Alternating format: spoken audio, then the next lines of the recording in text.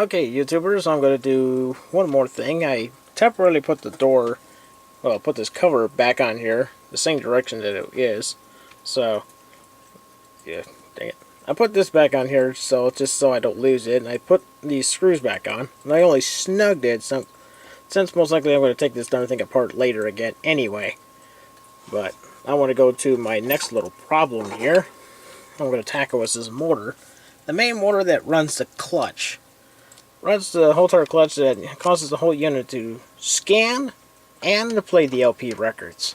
So there's 3 screws, which was underneath the big spindle here.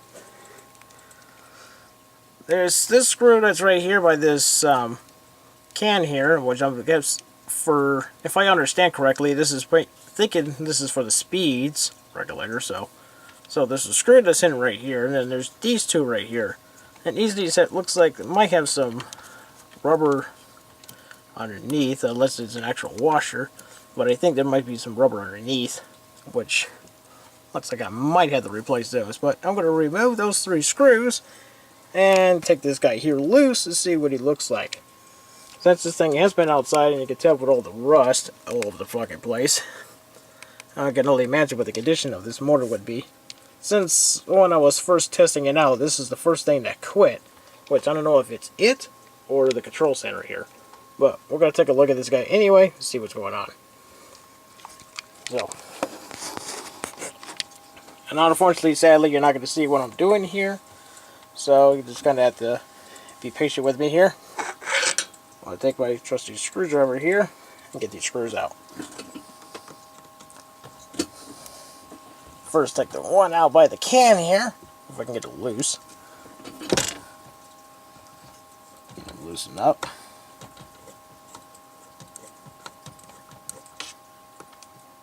And what's moving up these other 2? These other 2 seem to be pretty loose. So I'm going to put my hand down here so that way this thing don't fall. The last thing I want is this damn thing to fall on me. And pull these wires, and who knows what kind of damage could go on. So.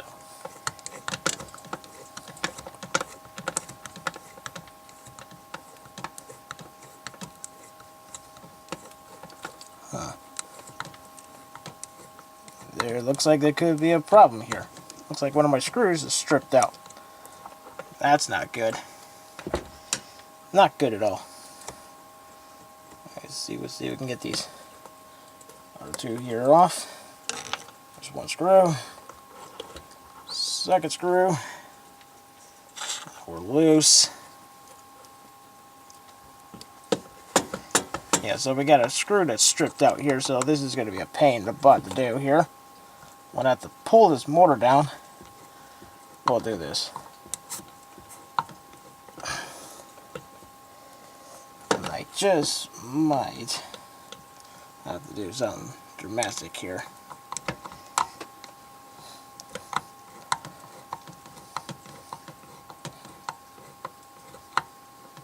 Alright, so this is not working at all. This screw is definitely stripped out. The one towards the can here. So I'm going to have to see if I can try and force this out. So when I get ready to do this here, putting some force on the motor itself. See if I can try getting this to break apart here. Maybe.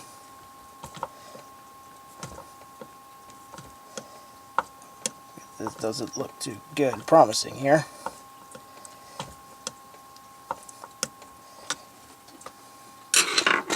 Alright, doesn't seem to be doing me any good, is it?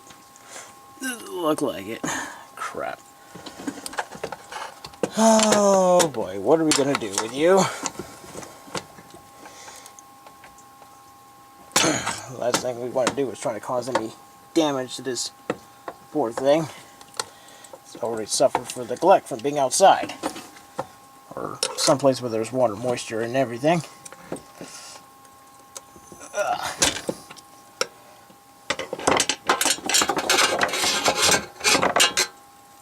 About to lose my screwdrivers here.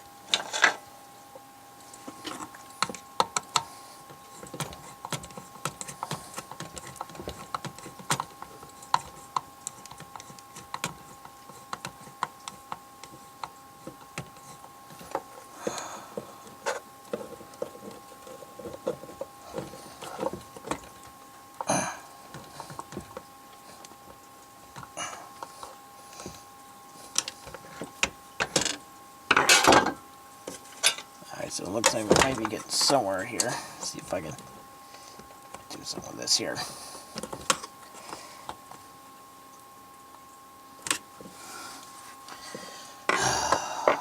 Well, it looks like what I might have to do, I might have to take a drill and drill his head off. Because no matter what I do with this thing, it's just turning its way in here. So, most like I said, what I'm going to have to do, I'm going to have to drill his head out. Once I drill the head off, then I'll have to replace it with a new screw for it, which would be one of these guys here, which could be a 1/4 20, possibly. That's what I'm thinking. Maybe a 1/4 20 thread. It's a tiny little thing. Maybe it's a smaller one. Who knows? But I'll try to figure that out. All right, we've finally got this darn thing loose. Not too sure how, but I magically managed to get it off. Surprisingly. Let's see if I can pull the screw out here. Let's see here. And then the washer came off with it as well. So it looks like the threads on here are just fine. So it's most likely a little bearing here that looks like. Let's see if I can get this little motor out here. Let's see here. Yeah. Oh my god. So that's what they did. Stupid sons of... Seeburg, what the hell did you do to this thing? You poor stinking bastards. Looks like this poor motor was a neglected part, and they decided to fix it by putting another piece in here to try to hold it in place. And unfortunately, probably the glue they were using that's holding this piece in here is failed, and now it's come loose. I'll get this in position here. I'll probably have to lay it on top of this other motor here. Once I get it in the proper spot here. Set it right here. Let it hold on to the cable. I'll give you a closer look. This is the piece right here. And in manufacturing terms, if you're into manufacturing, that you know that this right here is basically a representation of if somebody was to drill a hole in your casting right here, or first put threads in here and stripped it out. They had to drill it bigger to put a thread coil in here, just so they could put screws so that way it can hold on to it. And that's exactly what the case is here. But now, what they did is they pressed it in here, and the glue that used to hold this in place is no longer holding it. So now this thing is completely crap, and I gotta do something about that. But you can see there's quite a bit of rust on the outside of this thing. And there's a spring right here for the turning shaft here. That's gotta turn the clutch and whatever. In the back there's a fan here to keep the motor cool, looks like. So that's a smart idea. At least it'll keep the motor cool. So, it looks like my battery's running out now. Shit. So now I gotta take this little piece here off. I don't think this is attached at all. It should be able to just come off.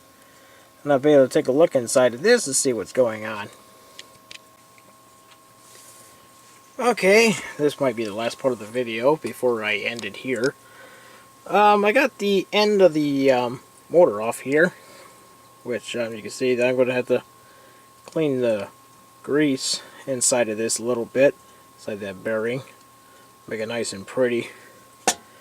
And off camera, when I took this thing off, I actually found a real surprising shock on this spindle motor here. And I'll show you what the shock is. Let's see if I can do this with one hand while holding the camera. Pull this out. And here's the shock. Is this stuff right here outside of this main coil here. It's got to run around on the magnetic poles inside the motor. For some reason there's this yellow gunk that's all around the outside of this. I don't know if it's supposed to be here or not, but it just seems really weird to me because I've never seen this before. This is the first time I've ever seen when I took apart of a motor, like on the 443 Rockola. If I pull that apart, it's actually all silver. You can see that's all shiny and silver. But this, it's got its black coating here, then it looks like it's painted yellow for some reason. I have no idea what's the deal with that is or what. And for a close examination on these little fins right here, the one trouble thing I had to think of, that a manufacturer would have to be very careful when they put this thing together. I mean, you can see that it's just regular press, stamped out sheet metal that you can easily put these things out on a press. And someone literally took these little fins here and twisted them, you can see, 90 degrees. And I can only imagine on how many of these that the people were putting these first together, how many of these they actually broke and could not be accepted by the standards, then had to throw away and try another one, and hopefully you don't break it. Because this stuff, you can see, it's not very thick. Probably maybe about 50 thousandths to 100 thousandths thick here. It's not really thick fins here, and they're really fragile. So I guess if you go to work on this library units and work on this motor here, be very careful with these fins here, because you might just break these things off. And I'm gonna make sure I gotta be careful with it as well. So, but the first thing I'm gonna have to do, I'm gonna have to clean this worm gear off. You know, this old gunky out grease, and see, it's coming out a little black right here, and some of it still looks good. You can see right here, still has a little bit of a gold color to it, but all this is all black. So I'm gonna have to clean all this off. So, and I can only imagine what it looks like in here, which I'm gonna probably have to get a replacement C-clip on here, just in case if this one here breaks. So I'll have to go to Menards and actually get some new C-clamps and remove this pin right here, so I can get this out of the way. Remove the C-clamp and try not to lose this spring here, because as soon as I let go of this key washer here with this washer sitting underneath, the spring will come loose. So once I get all this off, then I can take this cover off here and take a look inside and probably clean it up with some PB Blaster, get all the gunk out of it, then probably hit it with some WD-40, and if there's grease that's needed, I'll re-grease it all with fresh brand new grease.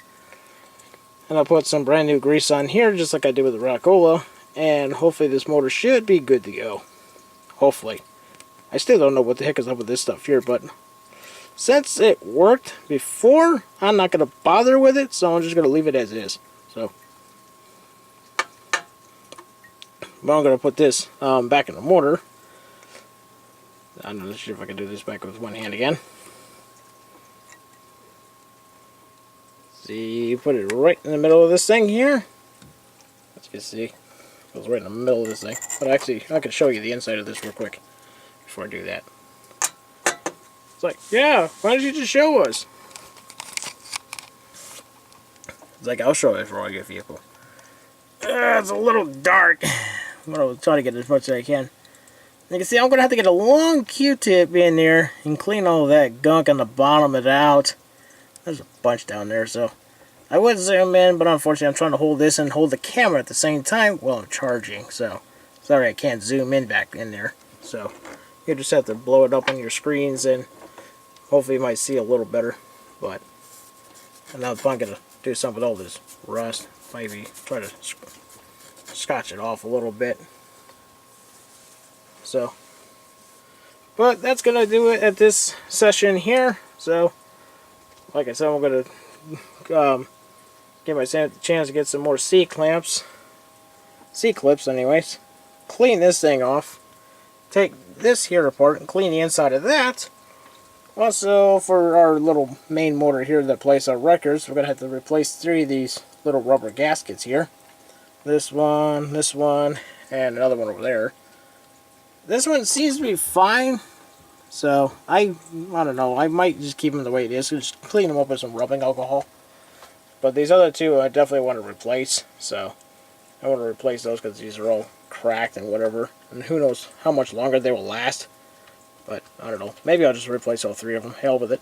Get fresh, brand new ones so that way it'll last another 30 years or so. So, that's the end of this session. Thanks for watching.